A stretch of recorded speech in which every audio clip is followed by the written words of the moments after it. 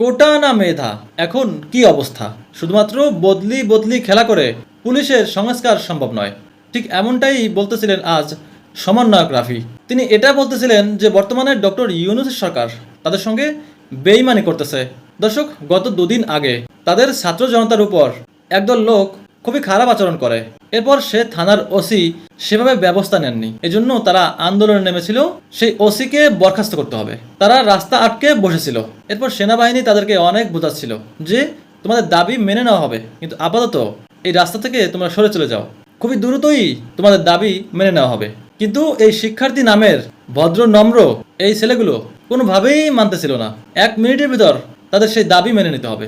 এরপর সেই ওসিকে বদলি করে দেওয়া হয়। কিন্তু সমন্বয়ক রাফি বলতেছিল যে এমন বদলি বদলি খেলা করে পুলিশের সংস্কার সম্ভব নয়। প্রয়োজনে দেশে আবারও জুলাই আসবে, আবারও দেশের মানুষ ঐক্যবদ্ধ হবে, আবারও 5 আগস্টের মতো দেশের মানুষ ছাত্র জনতা রাজপথে নামবে।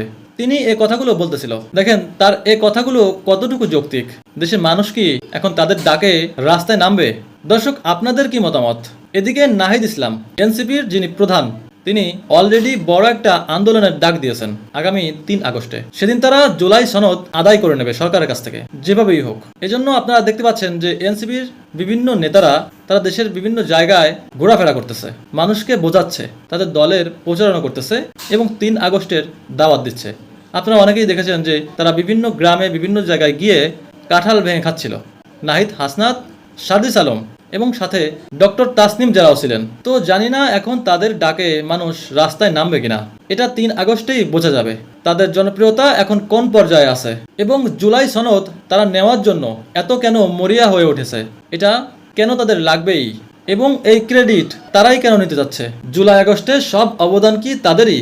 এদিকে নাহিদ ইসলাম আবার এটাও বলতেছে যে এই দল করার তাদের কোনো দরকারই ছিল না, কিন্তু জুলাই আগস্টে শহীদদের আত্মত্যাগের ঋণ পরিশোধ করার জন্য এবং বাংলাদেশের মানুষের ডাকে, বাংলাদেশের মানুষের আহ্বানে তাদের এই দল করতে হয়েছে।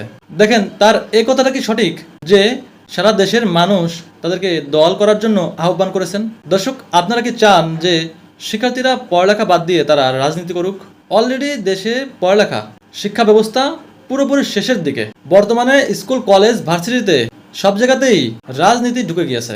যারা একটু সিনিয়র পর্যায়ের শিক্ষার্থী, কলেজ, ভার্সিটি, তাদের মধ্যে নেতা হওয়ার শখ জেগেছে এবং জুনিয়র শিক্ষার্থীদের মধ্যে এটা ঢুকে গিয়েছে যে ভবিষ্যৎ উজ্জ্বল রাজনীতি করলেই কেবল হতে পারে। জানি না আসলে দেশের সার্বিক পরিস্থিতি কবে ঠিক হবে, তবে আপাতত আমার ধারণা 5 বছরের মধ্যেও এই এলোমেলো অবস্থা ঠিক হবে না।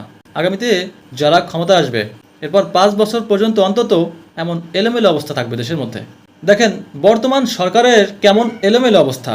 গতকাল দেখলাম আওয়ামী লীগের এক নেতার বাসা ঘেরাও করেছে তাকে ধরার জন্য। বেশ বড় একটা টিম সেখানে গিয়েছে এবং অন্যান্য দলের কিছু নেতাকর্মীরাও সেখানে ছিল। সেখানে তল্লাশি করতেছে, বিভিন্ন জায়গায় খুঁজতেছে। এদিকে এই খোঁজাখুঁজির লাইভ দেখে সেই নেতা ফোন করেছে সেখানকার একজনের কাছে। প্রথমে একজন পুলিশ অফিসারের কাছে ফোন করেছে, ফোন করে বলতেছে যে আমাকে খুঁজে কোনো লাভ নাই, আমি অনেক দূরে।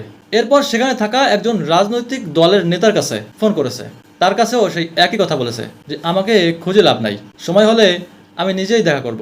অথচ দেখেন এই নেতা আরো 10 মাস আগে বাংলাদেশ থেকে বাইরে চলে গিয়েছে, আর 10 মাস পরে এসে এত বড় টিম নিয়ে, এত বড় আয়োজন করে সাংবাদিকরা লাইভ করে তার বাসা ঘেরাও করতেছে, তাকে বিভিন্ন জায়গায় খুঁজতেছে, অথচ সে দেশেই নাই। তাহলে দেশের পরিস্থিতি কোন পর্যায়ে আছে এটা বুঝতে কি আর বাকি থাকে? এদিকে আরেক জায়গায় দেখলাম একটা থানা পুরোপুরি ভাঙচুর করে পুলিশদেরকে হসপিটালে পাঠিয়ে দিয়ে আসামিকে কেড়ে নিয়ে যাচ্ছে।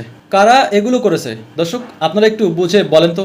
আশা করি আপনারা সবাই বুঝতেই পারতেছেন। তাহলে এ সরকার এবং প্রশাসন কতটা দুর্বল অবস্থায় আছে।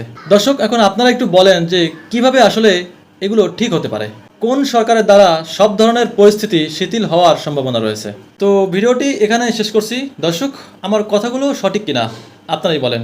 আজ এ পর্যন্ত, সবাই ভালো থাকবেন, সুস্থ থাকবেন, বাই বাই।